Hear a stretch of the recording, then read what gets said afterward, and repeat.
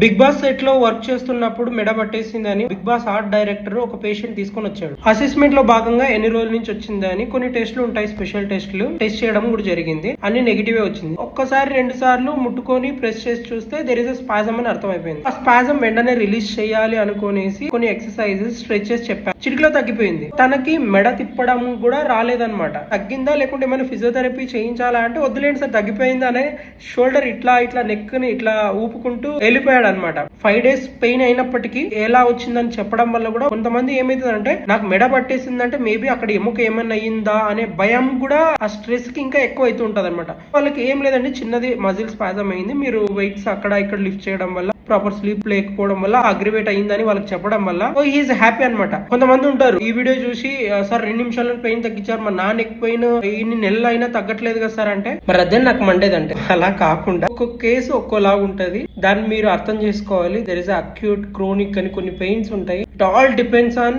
సివియారిటీని బట్టి ఉంటది.